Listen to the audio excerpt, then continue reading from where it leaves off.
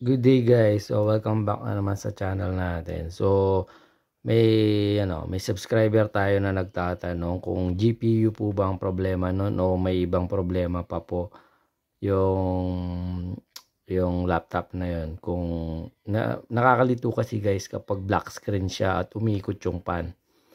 So may example ako dito na kapag ang problema is GPU, ganito po yung mangyayari.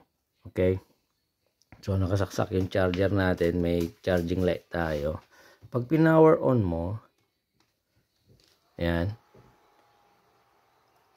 Nakikita nyo po ba to yung caps lock na key? May LED siya dito, di ba? Ayan, hindi siya nag-boot. So, hintayin natin. Ayan, black screen siya. Umikot yung pan, naka-on siya. Ayan, naka-ilaw. Ayan. Pag pindutin mo to, hindi umiilaw. Ibig sabihin po yan, hindi po nag-boot yung laptop. Okay? Ayan.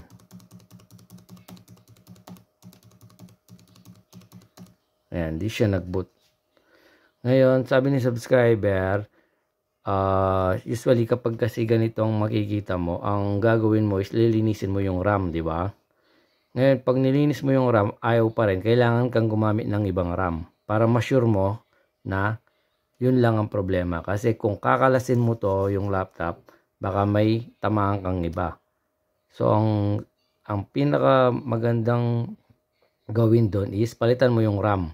Kung may extra kang RAM na same frequency, kung ano yung nakalagay sa laptop mo, yun yung pamamalit mo dapat. Okay? So, halimbawa, pinalitan mo yung RAM, ganito pa rin. Black screen pa rin siya, black screen. Wala pa rin. So, ang isipin mo, may problema yung LCD. Di ba?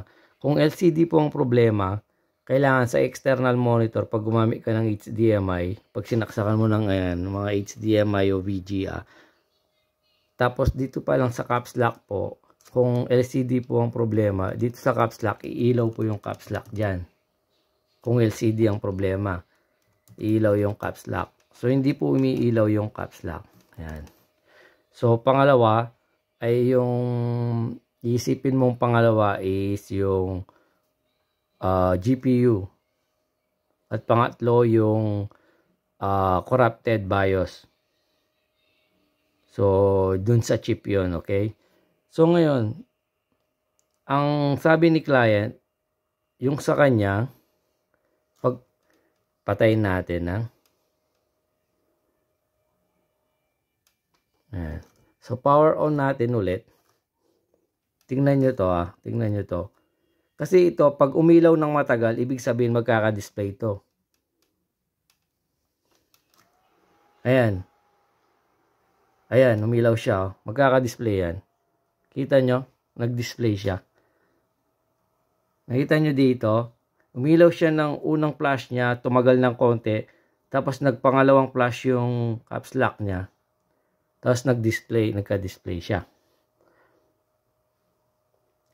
Parehong-pareho to nung problema ni client. So, pag nag-on naman, hindi na mamamatay yan. Hindi na mawawalan ng display. So, anong ibig sabihin nun? Hindi na mawawalan ng display. Pero, kapag pinatay ni client, pag pinatay natin tong laptop na to, shut down natin, hindi na naman magkaka-display. So, anong problema ng laptop? Pag ganon. Nag-on siya ngayon off natin, shutdown natin mamaya. Pag shutdown mo, pag shutdown natin, hindi na naman mag-display. So, ano pong problema ng laptop? So, try muna nating shutdown, okay? Para makita nyo.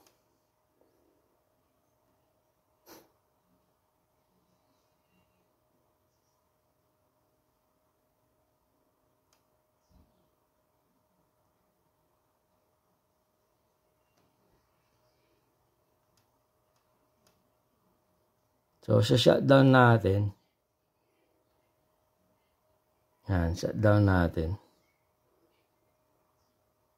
Yan. So, hindi natin nikakat yung video para makita natin. So, yan. Nag-off na. Okay. Hintayin lang natin mamatay yung ilaw dito.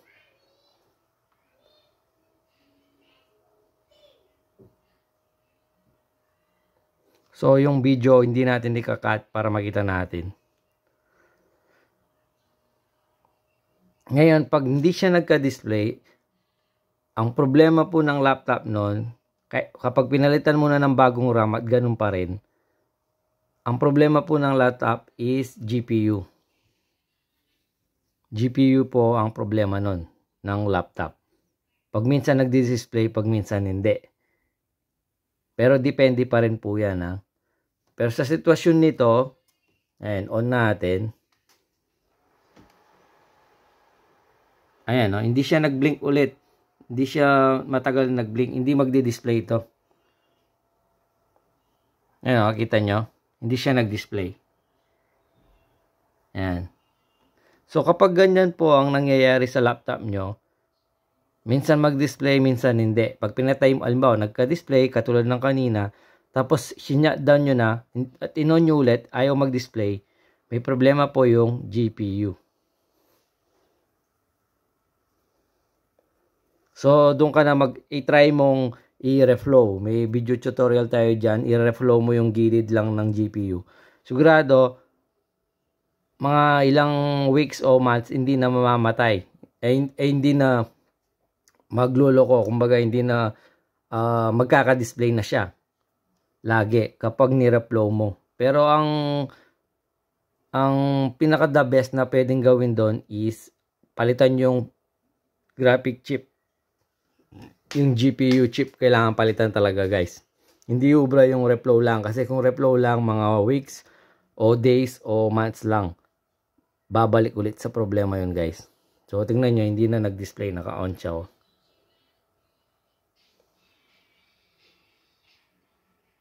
So, meron pang, meron namang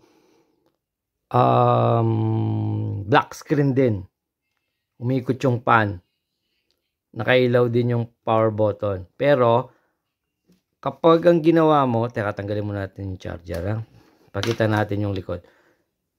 Black screen din, umikot yung pan, katulad nung kanina, ganun din. Pero, ang sitwasyon naman ng ibang laptop, pag nireset mo yung CMOS, ayan, ito yung CMOS, pag nireset mo yan, nagkaka-display siya. Pero, kapag pinatay mo na, hindi na ulit magkaka-display. So, dalawang klase po yan na black screen. Kapag ito, pag halimbawa, yung kanina, di ba, minsan nag-on, minsan hindi, yung display niya. Ito naman, yung sitwasyon ng ibang laptop naman, hindi nagdi-display talaga. Kumbaga, hindi nagdi-display. Pero, pag ang ginawa nila, pag ni-reset nila, tatanggalin nila to eh. Yan, tatanggalin nila to. Yan. Pero kailangan mong tanggalin yung battery ng laptop. Yan, tanggalin muna natin yung battery. Yan. Tinatanggal nila to.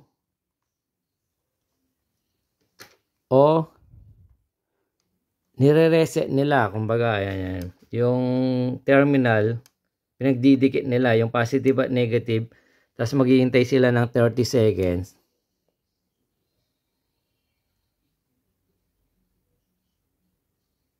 Halimbawa, naka 30 seconds na tayo, tapos babalik nila to, bali yun yung pagre-reset ng BIOS, okay? Yan, ilalagay nila ulit, tapos itatry nila. Ngayon, pagka-try nila, lagay mo natin yan. Ngayon, pag itatry na nila, di ba, no display kanina. Ito guys, ito yung pangalawa, yung kanina GPU problem. Kapag naman startup chip problem naman, minsan ayaw mag-on.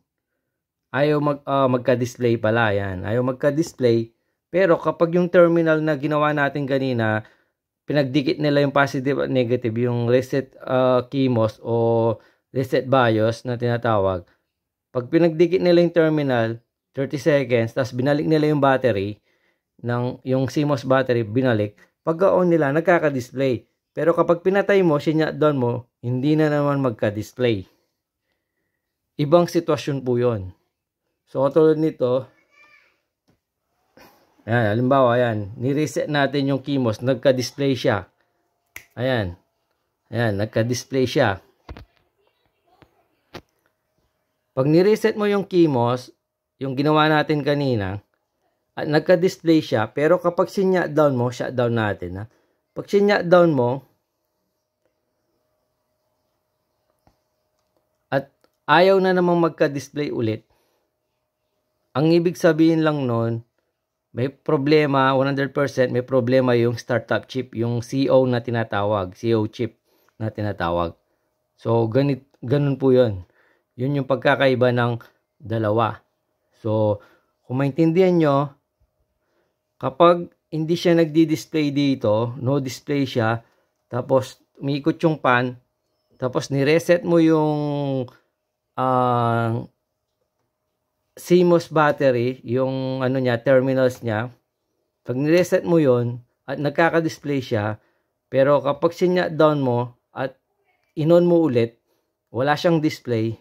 Ang ibig sabihin nun, lagi mong nire-reset yung CMOS battery guys, at nag-on siya, ang ibig sabihin nun, may tama yung startup chip. So, balik tayo sa una, yung kanina. Yung kanina naman, guys, di ba? Ito, yung laptop na to pala, guys. GPU problem nito, guys. GPU ang problema nito. Kung makita nyo kasi kanina, inon natin ayaw mag-on, di ba? Tapos mapapansin nyo dito, mag-on yan kapag nagtagal yung LED ng caps lock. Alam mo na kagad na mag-on siya nun. Ito naman kasi, nag-on to minsan, minsan hindi. Pero yung sinasabi ko kanina, yung nag-reset tayo ng CMOS battery, hindi nagdi-display. Pero kapag sinort mo yung dalawang positive at negative terminal ng CMOS battery, yung terminals niya, pag nireset mo, nagkaka-display. Pero pag shutdown mo, hindi na naman magka-display. Pero yon, ibang sitwasyon yon, ang may tama yung startup chip.